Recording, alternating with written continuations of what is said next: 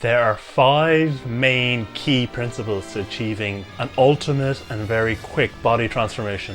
You need unrelenting desire, raging insecurity, doing the actual dirty work properly, discipline, and then perhaps the most important one of all, being black.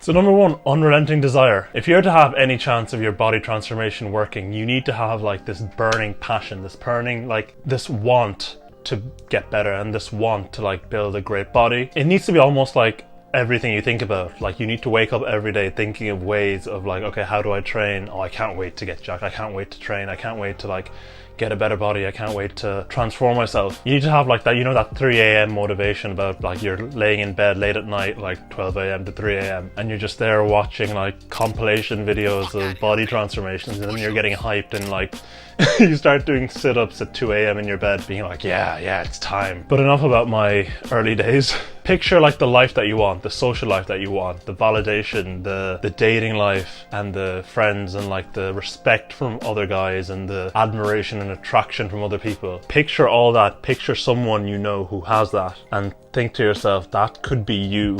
And it's gated behind that achievement of a better body, that achievement of gains. Studies show pretty privilege is real. You know, we all know the meme like flirting versus harassment. The difference between creepy and non-creepy. Like if you go up and trying to approach a girl or talking to a girl, even if you kind of fuck it up because you've no riz, or even if you're like, if you mess things up or she says no or she's taken or whatever, there's still going to be a difference in how she perceives it. It's going to be like, oh, this guy came up to me but I wasn't interested, versus, oh, this absolute creep, this weirdo came up to me and I had to like, you know, find a way to get out of that situation because it was so bad. That difference in that interaction, a lot of it can just depend on your appearance, how attractive you are. If you look like you're someone who's in shape, who looks after themselves, versus someone who is just scruffy, smelly, unattractive, beer belly type motherfucker. So even if you've no game and she still says no, that entire experience is going to be pictured a lot differently and perceived a lot differently. Also, I think it's been scientifically proven that guys who are in better shape get more doors held open for them. Other men will see you and they'll hold the door open for you more. So the importance of having that unrelenting desire, that's kind of like the motivation side of things. Like you kind of want to have it. That desire is going to push you through any barrier that you think of, whether it's gym anxiety, oh, I'm scared of going in and being judged by others, or there's no gym near me, it's COVID lockdown or something. So about 2 weeks into when I started like properly going at it in 2020, 2 weeks into that, gyms closed for the 6-month-long COVID lockdown, if you remember that, from December 2020 to like May 2021. At that point, any older version of me who did try going to the gym and eventually quit, it could have been like, oh, well, here's another one. I guess I can't go gym. I guess the universe doesn't want it. That was probably the first time in my life that I had this unrelenting desire. So I set up an at-home workout routine, looked at the muscles that I wanted to target, found the best way from my own bedroom that I could train those muscles 3-4 times a week, found like all the exercise routines online, followed like a training, like an ab training course, and just kept at it. I couldn't do a single push-up. When I first started, I couldn't do a single push-up, so I was like, how am I even going to train push-ups when I can't even do a single one? I couldn't even do the ones on my knees, remember? I had to start off doing the push-ups against the wall. I told the story in that last video that I did about the gym. I had to start off at-home workouts doing wall push-ups because I couldn't even do the ones on my knee. I couldn't even do the lady ones. And slowly I transitioned to knee push-ups. Managed to get enough of those until eventually I could do full push-ups. And now I can do full push-ups, no problem. I always say there's something special about actually being able to see your body transforming to being able to do things they could never do before. It's a very different feeling to just seeing another weight go on the barbell. Like that is actually something. Oh, woo! Jeez, I managed to get an exemption from my college GP. They allowed me to use like once for 1 day a week into the college gym because of like a medical, like mental health. Number 2, we got Insecurity. One of the most effective ways of building unrelenting desire is insecurity. You need some degree of pain and insecurity about who you are, like some degree of trauma and like pain to be able to like fuel your like unrelenting desire that we talked about. You know those cringe like memes and TikToks about like, oh, the forbidden pre-workout, and it's like a breakup text from your ex or something like that, and that kind of fuels the guy to go and train and get really jacked because they're fueled by the heartbreak and stuff. Well, that's kind of like, it's cringe, but it's kind of true. Like, they say that for a reason. A breakup is the best gym fuel. The feeling of rejection, pain and insecurity that you get from a breakup, yeah, the kind of feeling of like wanting revenge because you're so insecure you want to push through that. So having insecurity will help tremendously. It's not the healthiest, but it'll help. So yeah, get those memories of that girl rejecting you in school or in college. Get those memories of those people laughing at you, your friends like being mean to you or laughing at you or calling you ugly or making you feel small and ugly and unattractive. Those memories of, you know, your crush saying ew to you or someone like suggesting you get with someone as a joke and that person saying ew, or like just being treated like a joke. Which, let's be honest, if you're kind of pushing for this whole transformation of yourself, you're probably in that situation. Have that image of your ex's face or those bullies' faces or whatever it is, and use that as fuel. Pure anger, hatred, insecurity, use that as fuel for revenge, for wanting to like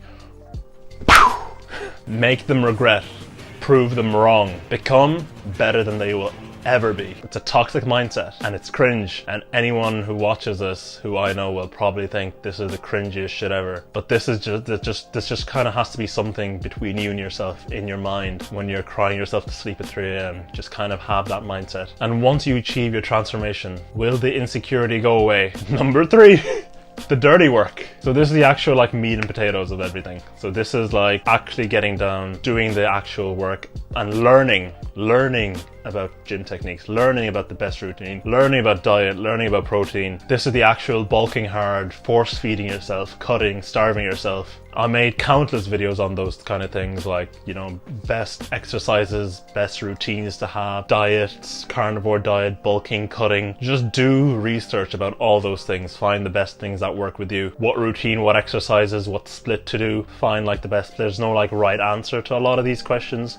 Obviously there's the right technique and form for whatever exercise you do. Obviously there's the aesthetic muscles, so you gotta target like the specific aesthetic muscles that accentuate your V shape. So things like your upper pecs, your shoulders, your lats, your traps, your arms, and then your abs as well. Learn about protein tracking and all that stuff. There's a bunch of like expert professional bodybuilders and influencers who know way more than I do, who will probably give you way better advice. Just do your research. So I think during lockdown, when the gyms were closed and I was doing my at-home exercises, I was on YouTube, and I think there was this YouTube channel, I forget the name, but there was this fitness guy who was doing like follow along ab exercises. Like I think there was one that was like a beginner's like ab exercise, and I'd literally just have that playing and follow along as he's playing. Like he'd actually do the exercise with you and you'd kind of follow along as the video's playing.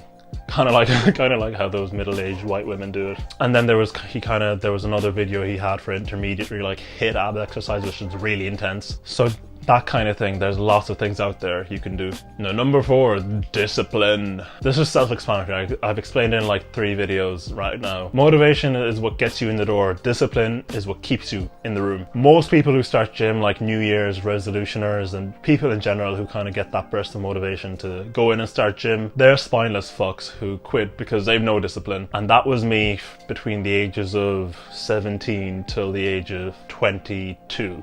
At the end of the day, motivation fluctuates. I'll be honest, right now, the last month or 2, I've had very little motivation for gym, but I've still consistently hit 5 days a week of exercises. I've consolidated the discipline. Like, it's winter time. Who the fuck wants to get up in the morning and go and train? Or after a long day's work, like 9 to 5, you're exhausted, you're sleep deprived. Who the fuck wants to go? And it's already dark outside because it gets dark at 4 p.m. nowadays. Do you really want to go in and lift weights and put yourself through more pain? No, fuck no.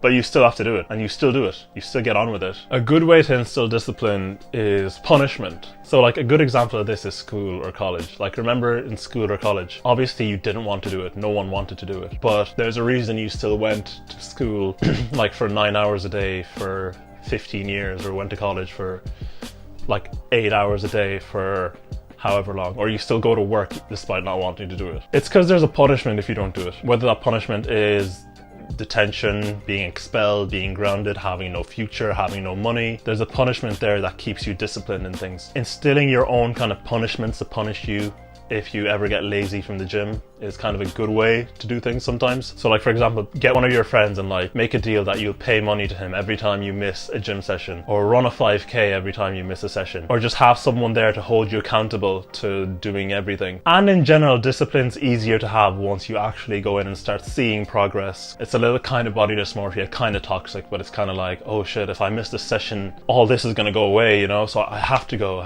So that'll kind of also keep you disciplined. And number 5, and the most important one of all, Instagram pics. You thought I was going to say being black, didn't you? So the Instagram pics. So once the progress is done, that is a trick because the progress is never done. But once you've made insane progress, then you want to put up the pics and put up your transformation pic on Instagram. Because like, why wouldn't you? Like you did this, like you put in hard work, you made this transformation.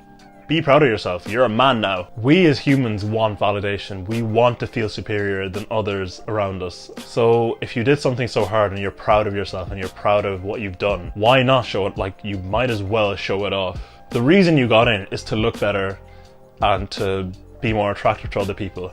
So why not show yourself off? In fact, from the start of your transformation, before you even lifted a weight, set that goal of putting up that transformation Instagram pic. I actually did do that at the start. I was like, when I've made a significant transformation, I'm gonna make like this big transformation post. Set that goal, and that's gonna in a way fuel your motivation, because you're gonna be thinking of putting up that pic and getting all this admiration in the future. That's gonna actually fuel your unrelenting desire that we talked about and your motivation. This is a bit of a toxic mindset to have, but if insecurity is one of your like main driving factors, and wanting to show off and prove them wrong and kind of get revenge that we talked about, and like wanting to get that validation that you feel is lacking, if that was one of your main pursuits to begin with, then once you've kind of done a transformation, why not milk it to the absolute max at the end? You might as well milk it and maximize the vanity.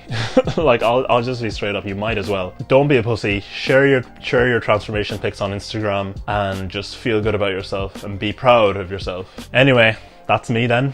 See you next week.